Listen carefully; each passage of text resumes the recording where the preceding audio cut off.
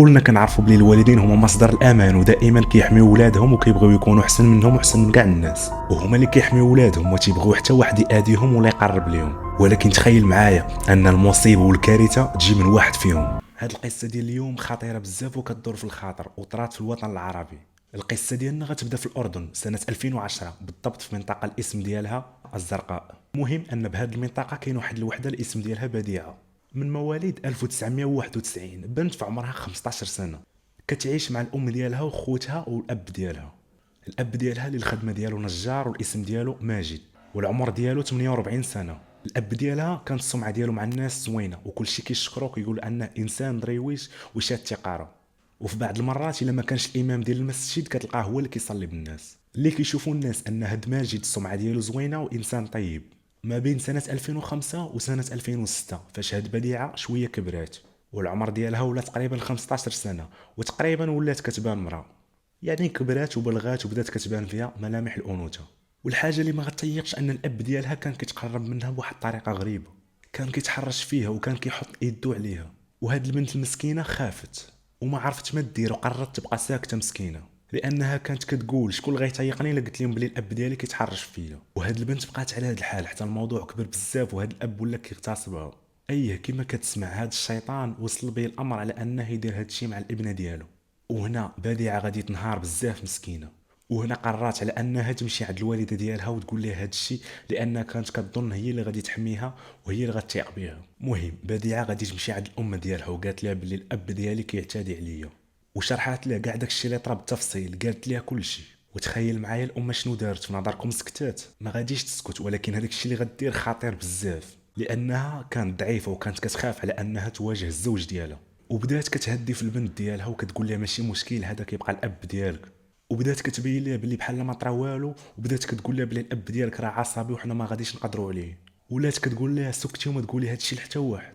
وتخيل فاش الاب غادي يعرف بلي الام وعرفات بهذا الموضوع وعرفات هادشي اللي كيدير مع الابنه ديالو، مشى كيضرب الزوجه ديالو وهددها بالطلاق، قال لها الا عرف شي واحد هادشي غادي نطلقك. بعض المصادر كتقول بلي الام واحد النهار شافته كيعتدي على الابنه ديالو، وفاش شافها حصلاتو هددها بالقتل الا عاودت هادشي لشي واحد، وغادي يقول ليها الا شي واحد عرف هادشي غادي يذبحك انت وولادك. هاد الام من بعد غادي تسكت وغادي تقرر ما تقول حتى حاجه لانها كانت خايفه على راسها وعلى ولادها. وتخيل معايا بديعه استمرت على هاد الحال اللي كيعتدي على الاب ديالها لمده 5 سنوات. ايه كما كتسمع 5 سنوات وكتعرض للاغتصاب على يد الاب ديالها. هاد الاب ديالها اللي ما يستحقش هاد الكلمه ديال الاب، هذا الشيطان كان مانعها انها تخرج للزنقه وكيخليها غير تمشي للمدرسه، ما كان كيخليها تمشي لحتى البلاصه من غير المدرسه.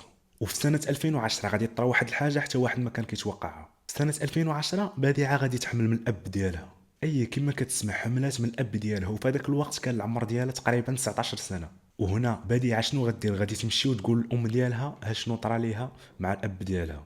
والام بدات كتبكي ومسكينه كتعذب على هذا الشيء اللي كيطرا لبنتها، وتصدمت بزاف مسكينه علىها ان بنتها حامله من الاب ديالها. وباش تعرفوا بلي هاد الام حتى هي غبيه، شحال هادي كانت قالت لها بلي الاب ديالي كيعتدي عليا، وهي حتى لدابا عاد بدات كتبكي وكتلوم في راسها انها سكتات وما قالت هاد الشيء لحتى واحد. هنا غادي تمشي عند الزوج ديالو غتواجهه بهذا الامر، وقالت لي دابا راه البنت حامله منك اشنو غدير؟ هاد الاب هنا غيتقاداو ليه، هنا غادي يخاف. ما خافش من الله، هاد خونا خاف غير من الفضيحه مع الناس والسمعه ديالو، خاف للناس يعرفوا بهاد البلان. تخيل معايا ما خافش من الله سبحانه وتعالى على هادشي اللي كيدير في بنته، وخاف غير من الناس. وكاين بزاف د الناس بحالو عايشين معانا حيوانات اعزكم الله.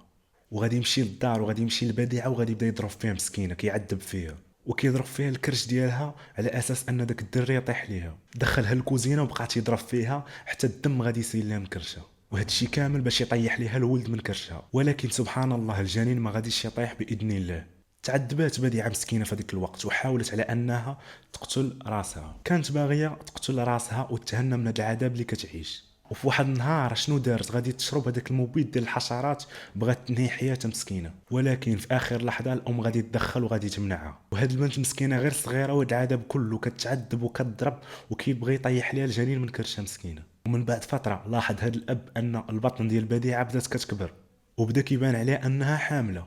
وشنو غيدير؟ غادي يهز تليفونه وغادي يدخل لجوجل جوجل اللي اغلبيه فينا فيما كنوحلوا في شي حاجه كندخلوا باش نسولوه. وتخيل معايا هاد الشيطان شنو كان كيسول جوجل، اشنا هي افضل طريقه باش يتخلص من الجنين. هادشي اللي كان كيسول جوجل. وفاش كان كيقلب عينو غادي طيح على واحد من المواقع، وهذا الموقع كان كيشرح الطريقه باش تخلص من الجنين جراحيا.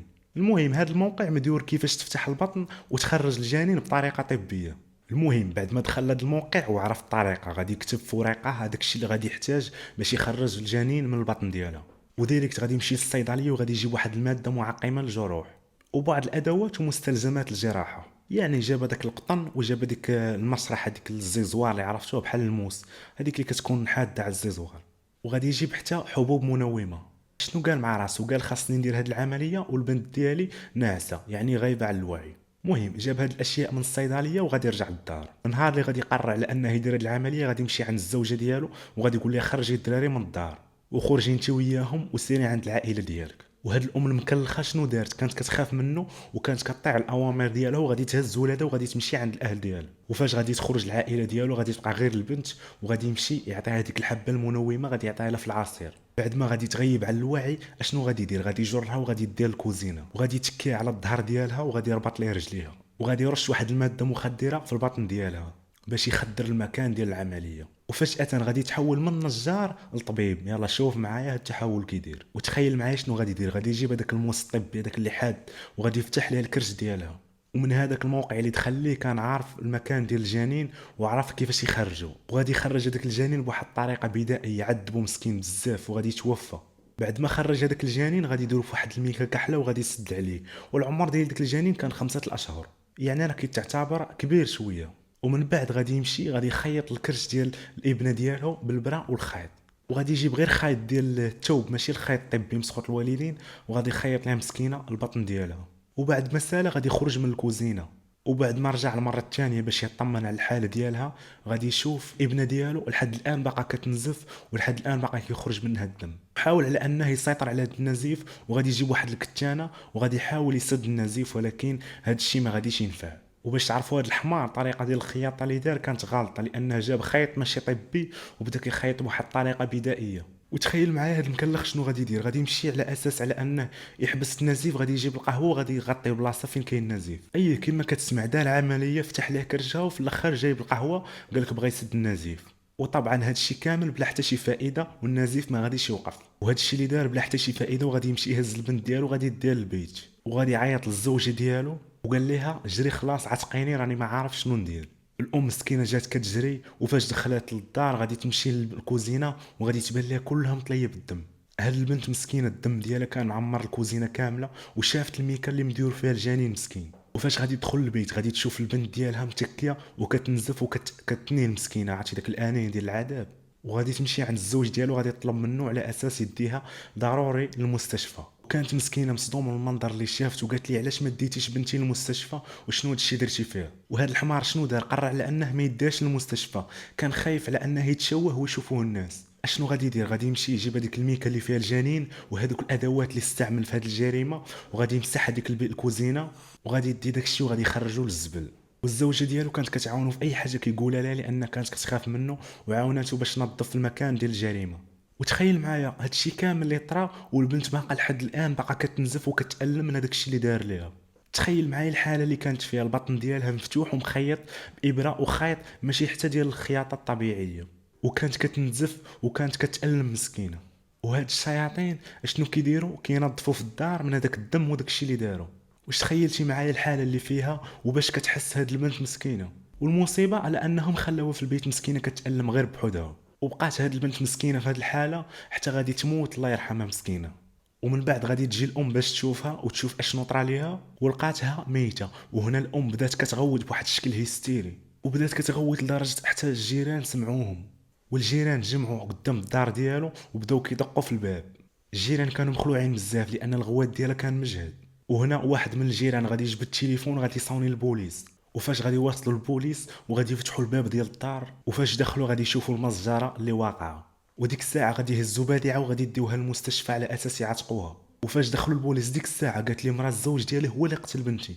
وديك الساعه غادي يلقاو القبض عليهم بجوج وغادي يديوهم للتحقيق. وفي التحقيق غادي يعترف ليهم كاع داكشي اللي دار، واعترف البوليس بداكشي كامل اللي دار ليها طوال هاد السنين. اعترف بان اغتصبها وتعدى عليها وهو السبب حتى ماتت. وفاش داو الجثه ديال بديع على المشرحه باش يشرحوها، وبالضبط في مستشفى الامير فيصل الحكومي، ومشرح الجثث غادي يقول لهم سبب الوفاه. سبب الوفاه كان هو نزيف دموي حاد، وقال لهم العمر ديال الجنين يطلع من هاد الكرش العمر ديالو تقريبا 5 شهور. وديك الساعه غادي يتم اتهام الاب بالقتل الابنه ديالو، وغادي تبدا المحاكمه ديالو. وبعد اكثر من جلسه تم الحكم على هذا الاب بتهمه القتل العمد والاغتصاب والاجهاض ولصقوا ليه 3 ديال التهم. وقبل ما يتحكم بالاعدام، هذا الزوج كان كيعاني من واحد المرض في المعده ديالو، كانت كرشو كتضرو بزاف، وغادي يديوه للمستشفى. وبعد ما غادي فحصوه لقاو باللي عنده السرطان. ومن بعد اسبوعين تقريبا الحاله ديالو غادي تدهور بزاف، هذا الشيء بقى حتى غادي يموت في الحبس. وتخيل معايا مات بالسرطان، والسرطان في المعده ديالو، هذا الشيء قبل ما يتحكم بالاعدام. فالله يرحم هاد البنت مسكينه بديعه. واللي سمعت في هاد القضيه على ان الام ما تحكمش عليها، ولكن انا اللي كيبان ليا حتى هي خاصها تمشي للحبس، لانها شاركت، لانها كانت ساكته وسنين وهي كتشوف هاد الشيء وما قالت هاد الشيء لحتى واحد. يعني اقل حاجه كان عليها دير هي التبليغ، وربما كانت خايفه منه داك الشيء علاش ما بلغاتش، ولكن هذا ماشي سبب على انها ما تحكمش. والله العظيم الا كاينين شي والدين ما كيستحقوش كلمه اباء، وما كيستحقوش على انه يكون عندهم اولاد. وكاين شي اباء كيضربوا ولادهم وكيعنفوهم، وبحال هاد الحمار اللي دار هادشي كله للابنه ديالو، اللي حاشا واش يكون اب. كيفاش غادي تعطيك خاطرك على انك تاذي واحد الانسانه اللي هي بنتك؟ تخيل معايا لهاد الدرجه وصلات به، من لحمو ودمو. ولا كان شي واحد غريب ما غاديش نلومو لهاد الدرجه. وهنا وصلنا للنهايه ديال القصه. ما تنساوش معكم هذيك اللايك ومتابعه باش تدعموني ونلوح لكم قصص جداد.